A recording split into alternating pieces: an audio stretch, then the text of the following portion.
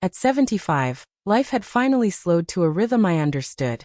Quiet mornings with tea, long afternoons reading old letters, and evenings watching the sky change colors. I liked my routine. It reminded me that I was still in control of my life. Even if my hands shook sometimes, and my knees complained every time I climbed the stairs. I didn't depend on anyone, not even my daughter, Sadia. She lived her own life, and I lived mine. It was a peace I had earned. But peace can be fragile. Sadia started visiting unexpectedly. At first, I felt happy. Every mother longs for her child's company. She brought flowers one day, soup another, and once she even cleaned the kitchen without being asked. I should have been grateful. Instead, a strange heaviness settled in my chest. Kindness from someone who had never been particularly kind. That is the kind that makes an old woman suspicious. One rainy afternoon, she arrived with an umbrella dripping on my doorstep. She didn't wait for my invitation. She walked in and began wiping countertops as if preparing the house for a guest. "For whom are you cleaning so much?" I joked. "For you, Amy," she said too quickly. "I worry about you living alone." I raised an eyebrow. "You didn't worry last year. Or the year before that." She ignored the comment and sat down. She watched me with an intensity one could not decipher, like she was studying my reactions, measuring something invisible. We had tea together. She kept glancing at my purse, where my bank passbook peeked out. Pretending not to notice, I continued talking about the repairs I needed. The roof, the garden wall, the broken water heater. "I'll go to the bank tomorrow," I said. "I need to withdraw." Before I could finish, she set her cup down sharply. The sound echoed. "Amy," she said, leaning forward, "you won't need money in heaven." My heart skipped a beat. Heaven? Money? What was she implying? Her face remained calm, too calm. She reached out and patted my hand as if comforting a child. "You're old now," she continued. "Why handle money? Why stress yourself? Let me take care of everything from now on." Those words chilled me more than the storm outside. I pulled my hand away slowly. "I didn't say I was dying." She forced a laugh. "I didn't mean it that way. You're being dramatic." But her eyes were sharp, impatient. "I'm just saying, you should trust me. Give me access to your accounts. It will make things easier." Easier for whom? I smiled politely, as any mother would when she chooses silence over confrontation. But inside, a door opened. An unwanted door revealing doubts, fears, and a truth I didn't want to consider. My own daughter might have plans for me, plans that didn't include my independence. Or my life. As the rain tapped on the windows, she kept talking about future arrangements, necessary documents, and how it was best if she handled all financial matters. I nodded along, pretending weakness, pretending confusion. But I heard every word, and I understood every intention. Before leaving, she hugged me tightly and whispered, "Trust me, Amy. I just want what's best." But her voice trembled, not with love but with urgency. When she closed the door behind her, the house felt unfamiliar, as if her presence had left a shadow inside it. I stood in the silence, letting her words replay in my mind. "You won't need money in heaven." I had lived long enough to recognize danger. And that day, I realized it had finally come wearing my daughter's face. That night, for the first time in years, I slept with all the lights on. Sleep did not come easily that night. Every time I closed my eyes, Sadia's voice echoed in the darkness. "You won't need money in heaven." Those words clung to me like cold fingers around my throat. By morning, my suspicions had sharpened into resolve. I had lived 75 years, survived widowhood, raised a daughter alone, and managed my home with dignity. I was not ready to surrender my life, or my mind, just because someone else wished it. Not even my own daughter. That afternoon, I called my oldest friend Nazreen. We had known each other since we were girls, long before life had carved wrinkles into our faces. If anyone could help me think clearly, it was her. She arrived with her usual energy, her scarf half falling from her shoulder, her voice echoing through the house. "What happened, Meher? You sounded worried on the phone." I told her everything. Every strange question Sadia asked, every forced smile, every sudden visit. And finally, the sentence that had struck terror into my bones. Nazreen's cheerful face hardened. She said what? When I repeated it, she slapped her hand on the table. Your daughter is after your money. It's obvious. I swallowed hard. I needed someone else to say it. I thought maybe I was imagining. Imagining, she scoffed. You're 75, not senile. Her words comforted me more than she knew. Together, we decided to make a quiet trip to the bank, not for money, but for answers. I wanted to know if anything strange had happened without my knowledge. When we reached the bank, the manager, an old acquaintance, greeted me kindly. Madam Meher, how can I help you today? I took a breath. I want to know if anyone has tried to access my accounts recently. He froze for a moment, then gave me a careful look. Why do you ask? I have my reasons, I replied firmly. Please check. He nodded and typed into his computer. A minute later, his eyebrows shot up. 2 days ago, he said slowly, someone called requesting information about your account balance. My chest tightened. Who? He rotated the screen slightly, enough for me to see but not enough to break privacy rules. There it was, my daughter's phone number. Nazreen gasped. She didn't even try to hide it. But the manager wasn't finished. Additionally, there was an attempt to initiate a transfer form yesterday, but it wasn't completed because we needed your signature. Transfer.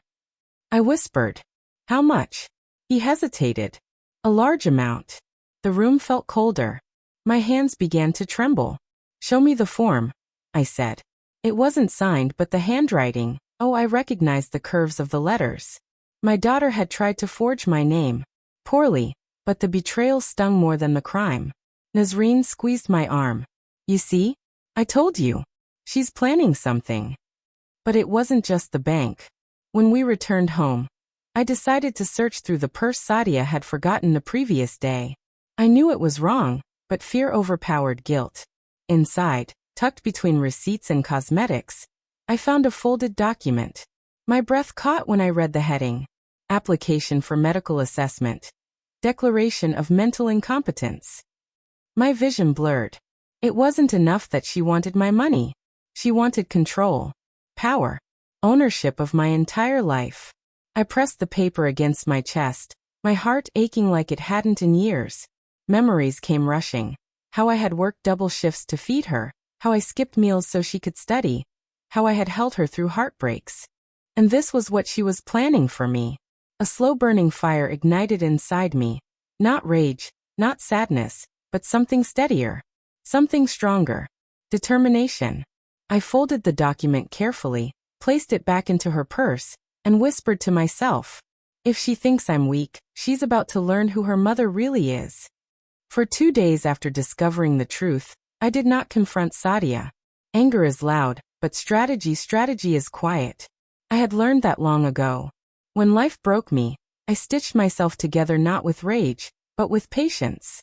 And now, at 75, I would use every thread of that patience to protect myself. The next morning, I stood before the mirror and studied my reflection. My hair was silver, my cheeks hollow, but my eyes, they still carried fire. I touched my face lightly. You still have fight left in you, Meher, I whispered. I knew confronting Sadia openly would only push her to act faster, more recklessly. So I chose a different weapon. Pretending to be exactly what she wanted me to be, weak, confused, easy to manipulate. When she came over later that afternoon, I greeted her with a trembling smile. Oh, Sadia, thank goodness you're here. I've been feeling so tired lately. Her eyes flickered with interest. Not concern, interest. Emmy, I told you. You can't handle things alone. She sat beside me, speaking gently. Why don't you let me manage your documents? We can update everything together. I nodded slowly, as if thinking hard. You're right, Beatty. Maybe we should talk about those papers you mentioned. Her mask slipped for a second, surprise then excitement. She recovered quickly. Yes, of course. We'll take care of it tomorrow. But my preparations had already begun. That night, I called my lawyer, Mr. Aslam, a man who had helped my husband years ago. I told him everything. Every word, every attempt, every forged form. He listened silently, then said, "We will handle this. You are not alone. Next, I called my bank manager. He agreed to meet privately and assured me he would keep a close eye on my accounts. No one will withdraw a single rupee without your signature, he promised. Finally, I spoke to 2 relatives I trusted, my nephew Farhan and my cousin Samina. I needed witnesses. Not just for the truth, but for protection. The plan took shape quietly, like a web woven in the dark. 2 days later, I invited Sadia to my home. She arrived with a folder in her hand and a practiced softness in her voice. Amy, I brought the documents. They're just small updates, nothing to worry about.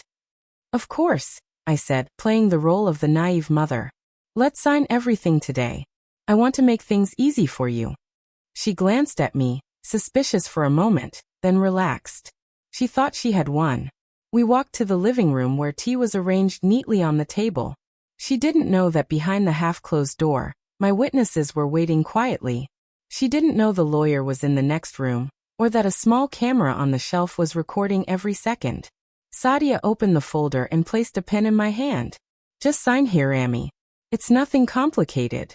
I looked at the document. It wasn't nothing. It transferred full financial authority to her. I lifted the pen, letting my hands shake slightly. Sadia, this word here, what does it mean? She leaned closer, impatient. It means I can help you with decisions. That's all. Is that so? I asked softly. She nodded, urging me to sign.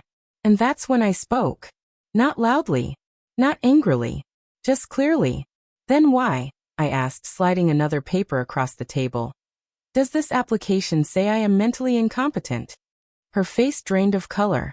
Before she could speak, the door opened. The lawyer stepped out. The witnesses followed. Her eyes widened in panic, flickering from the camera to the people entering the room, to the evidence on the table. Amy, what is this? She whispered. This, I said calmly, placing the unsigned paper back into the folder, is a mother's trap. And you walked right into it. Her lips trembled. You set me up? No.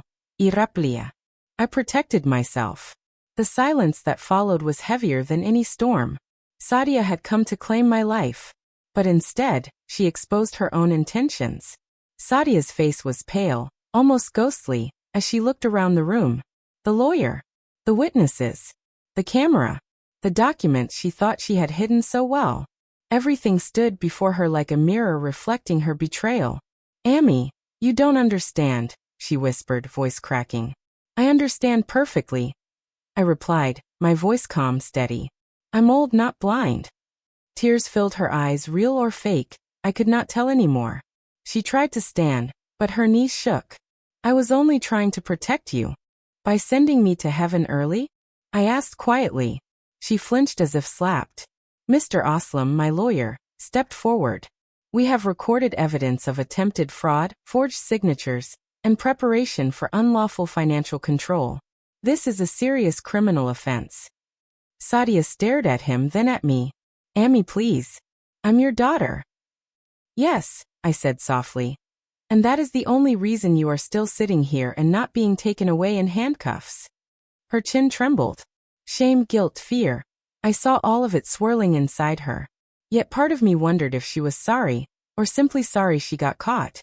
The witnesses stepped outside to give us space. The lawyer followed but left the documents on the table. When the door closed, silence swallowed the room.